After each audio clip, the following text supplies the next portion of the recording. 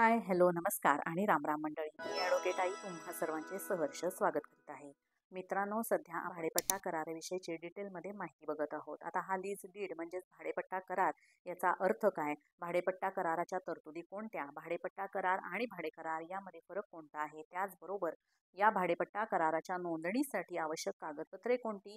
यासारख्या सर्व महत्त्वाच्या मुद्द्यांचा सविस्तर व्हिडिओ मी ऑलरेडी माझ्या चॅनेलवर अपलोड केलेला आहे. व्हिडिओची लिंक मी वरती आय बटनवर आणि डिस्क्रिप्शन बॉक्समध्ये देत आहे. ते व्हिडिओ तुम्ही जरूर बघा, कारण सध्या आपल्या आजूबाजूला लीज डीडमध्ये फसवणूक झालेले किंवा लीज डीड करायचे आहे हे माहीतच नसलेले, परिणामी नुकसान सोसावे लागणारे असे कित्येक जणांचे केसेस मी बघत आहे आणि म्हणूनच मी हे व्हिडिओ तुमच्यासाठी खास घेऊन आले आहे. या सर्व माहितीशिवाय काही प्रश्न तुमच्या मनामध्ये असणार आहेत आणि त्या सर्व प्रश्नांची उत्तरे मी आज घेऊन आले आहे.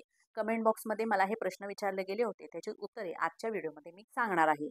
चला मग तुमचा फार वेळ न घेता सुरू करूया आजच्या व्हिडिओला. आता प्रश्न पहिला, भाडेपट्टा करारात मालमत्तेची देखभाल व दुरुस्ती करण्याची जबाबदारी कोणाची असते? लीज डीडमध्ये साधारणपणे भाडेकरू हा किरकोळ देखभाल आणि दुरुस्तीची कामे बघतात, तर घरमालक मालमत्ते संबंधित सर्व मोठ्या कामांची जबाबदारी घेतो. प्रश्न दुसरा, लीज डीडवर स्वाक्षरी झाल्यानंतर भाडेकरार कालावधी बदलता येतो का? तर हो, तसे करता येऊ शकते, पण यासाठी भाडेकरू व घरमालक या दोघांची परस्पर सहमती असणे अनिवार्य आहे. दोन्ही पक्षांनी लेखी स्वरूपात बदल मान्य केले पाहिजेत. ते बदल कायदेशीररित्या वैध आहेत याची खात्री करण्यासाठी एक दुरुस्ती किंवा परिशिष्ट तयार करून त्यावर स्वाक्षरी करणे गरजेचे आहे. प्रश्न तिसरा, लीज डीडची नोंदणी कोठे करतात? लीज डीड भाडेपट्टा नोंदणीसाठी भाडेकरू व घरमालक या दोघांनाही साक्षीदारासहित सब रजिस्ट्रार कार्यालयात जाऊन योग्य मुद्रांक शुल्क भरून सही करणे आवश्यक असते. उपनिबंधक कार्यालय हे त्याच क्षेत्रात असणे आवश्यक आहे ज्यांच्या अधिकार क्षेत्रात भाडेपट्ट्याची मालमत्ता आहे. भाडेपट्टा करारावर सही केल्यानंतर 4 महिन्यांच्या आत तुम्हाला भाडेपट्टा करार नोंदणीकृत करणे आवश्यक आहे. जर तुम्ही नोंदणी करण्यात अयशस्वी झालात तर तुम्ही मुदतवाढ मागू शकता, परंतु यासाठी मोठा दंड आकारला जाऊ शकतो. नोंदणीच्या वेळी घरमालक व भाडेकरू आणि 2 साक्षीदार उपस्थित असणे आवश्यक आहे. जर दोन्ही पक्षांपैकी एखादा पक्ष उपस्थित राहू शकत नसेल तर ते त्यांच्या वकिलांना पॉवर ऑफ अटर्नी देऊ शकतात आणि त्यांचे वकील त्यांच्या वतीने भाडेपट्टा करारावर स्वाक्षरी करू शकतात. भारतात भाडेपट्टा कराराची नोंदणी ही नोंदणी कायदा 1908 प्रमाणे केली जाते. ही नोंदणी प्रक्रिया पुढीलप्रमाणे. सर्वप्रथम भाडेपट्टा कराराचा मसुदा तयार करा. मी व्हिडिओमध्ये आधी सांगितल्याप्रमाणे सर्व घटकांचा समावेश करून एक भाडेपट्टा कराराचा मसुदा तुम्ही नक्की तयार करा.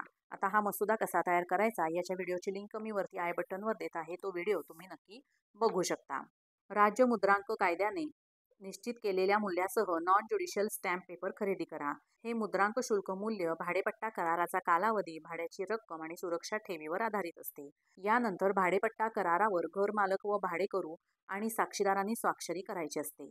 यानंतर भाडेपट्टा कराराला लागू असलेले नोंदणी शुल्क व मुद्रांक शुल्क ऑनलाईन वेबसाईट उपलब्ध असेल तर किंवा समक्ष उपनिबंधक कार्यालयात जाऊन भरायचे असते. नंतर घरमालक, भाडेकरू व साक्षीदार यांना मूळ भाडेपट्टा करार आणि आवश्यक कागदपत्रे घेऊन अधिकार क्षेत्रातील उपनिबंधक कार्यालयात जाणे आवश्यक आहे. उपनिबंधक कार्यालयात भाडेपट्टा करार, मालकीचा पुरावा, ओळखपत्र, साक्षीदारांचे तपशील व लागू असलेले शुल्क यांची पडताळणी केली जाते. यानंतर नोंदणी प्रक्रियेचा भाग म्हणून बायोमेट्रिक डेटा, फिंगरप्रिंट स्कॅन आणि दोन्ही पक्षांचे व साक्षीदारांचे फोटो घेतले जातात.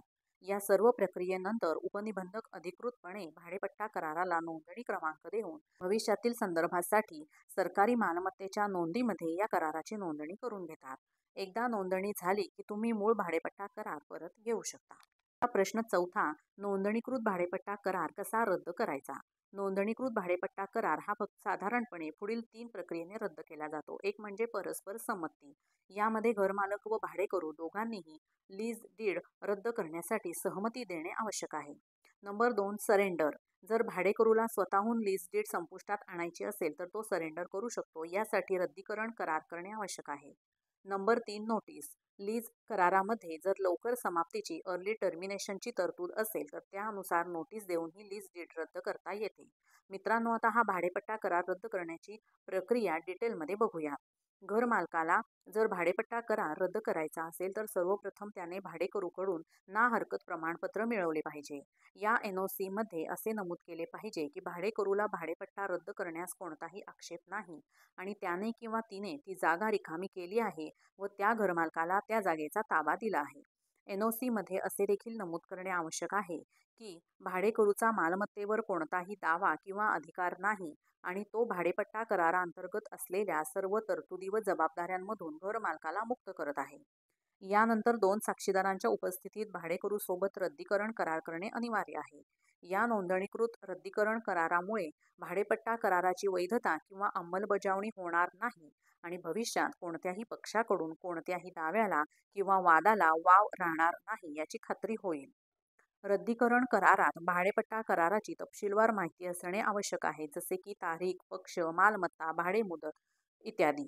रद्दीकरण करारात परस्पर संमती, मुदत संपणे, अटींचे उल्लंघन इत्यादी रद्दीकरणाची कारणे आणि पद्धत, दोन्ही पक्षांनी त्यांची सर्व देणी आणि वाद मिटवले आहेत आणि त्यांचे एकमेकांविरुद्ध कोणतेही दावे किंवा तक्रारी नाहीत, या सर्व गोष्टी नमूद करणे आवश्यक आहे. यानंतर रद्दीकरण कराराची नोंदणी ज्या सब रजिस्ट्रार कार्यालयात भाडेपट्टा कराराची नोंदणी केली आहे तेथे करा. रद्दीकरण करारासाठी लागू असलेले मुद्रांक शुल्क व नोंदणी शुल्क तुम्हाला भरावे लागेल. रद्दीकरण करारासह भाडेपट्टा कराराच्या प्रती, NOC, ओळखीचा पुरावा, पत्ता पुरावा आणि दोन्ही पक्षांचे फोटो तुम्हाला द्यावे लागतील. भाडेपट्टा रद्द करण्याबाबत महसूल विभाग आणि इतर संबंधित अधिकाऱ्यांकडे तुमचे रेकॉर्ड अपडेट करा. तसेच भाडेपट्टा करारामुळे तुमच्या मालमत्तेवर कोणताही बोजा नाही हे दर्शवणारे बोजा प्रमाणपत्र देखील तुम्हाला सब रजिस्ट्रार कार्यालयाकडून मिळवावे लागेल. आता पुढचा प्रश्न बघूया. भाडेपट्टा करार लवकरात लवकर रद्द किंवा संपू शकतो का? भाडेपट्टा कायद्यानुसार घरमालक खालील विशिष्ट परिस्थितीत भाडेपट्टा करार लवकर रद्द करू शकतात. एक म्हणजे मालमत्तेचा बेकायदेशीर वापर. जर भाडेकरू घरमालकाच्या परवानगीशिवाय दुसऱ्या भाडेकरूला मालमत्ता भाड्याने देत असेल किंवा त्या जागेत बेकायदेशीर व्यवसाय चालवत असेल व झोनिंग तरतुदींचे पालन केले नसेल तर हा भाडेपट्टा करार लवकर रद्द करता येऊ शकतो. नंबर 2 म्हणजे अस्वीकार्य किंवा धोकादायक मालमत्तेच्या परिस्थिती. जर घरमालकाने असुरक्षित किंवा राहण्यायोग्य नसलेली मालमत्ता निर्माण केली तर भाडेकरू भाडेपट्टा करार रद्द करू शकतो. जर भाडेकरू आरोग्यास धोका निर्माण करण्यास किंवा मालमत्तेचे नुकसान करण्यास जबाबदार असेल, जसे की विद्युत धोके, आगीचे धोके, अस्थिर भिंत किंवा छताची रचना, योग्य ऑक्सिजनचा अभाव. मित्रांनो, भाडेपट्टा गृहनिर्माण कायदा 1999 व ग्राहक संरक्षण कायदा 2008 अंतर्गत भाडेपट्टा करार ठरलेल्या कालावधीपूर्वी संपुष्टात आणायचा असेल तर करार संपुष्टात येण्याच्या किमान 20 दिवस आधी लेखी सूचना भाडेकरूला देणे आवश्यक आहे. आणि शेवटचा प्रश्न बघूया, तो म्हणजे भाडेपट्टा रद्द झाल्यानंतर काय होते? जर भाडेपट्टा करार कालबाह्य झाला असेल, म्हणजेच संपुष्टात आला असेल आणि तरीही घरमालक म्हणून तुम्ही भाडेपट्टा स्वीकारत राहिलात तर तुम्ही नवीन भाडेपट्टा तयार करत आहात. त्यामुळे भाडेपट्टा समाप्तीच्या तारखेनंतर तुम्ही भाडे स्वीकारणे योग्य होणार नाही, जरी तुमच्या भाडेकरूला घर रिकामे करण्यास वेळ लागत असला तरीही. जर तुमच्या स्वतःच्या कृतींमुळे, जसे की असुरक्षित घरे प्रदान करण्यामुळे भाडेपट्टा करार रद्द झाला असेल तर भाडेकरूला पुनर्वसन भत्ता देण्याचा विचार तुम्ही नक्की करू शकता. कायद्याने हे आवश्यक नाही, परंतु भाडेपट्टा करार संपुष्टात आल्यामुळे भाडेकरूला कोणताही अनावश्यक त्रास सहन करावा लागू नये यासाठी हे एक आवश्यक पाऊल नक्की होऊ शकते. तर मित्रांनो, आजचा व्हिडिओ तुम्हाला आवडला असेल तर लाईक, शेअर आणि सबस्क्राईब करायला विसरू नका. भेटूया माझ्या पुढच्या व्हिडिओमध्ये. धन्यवाद.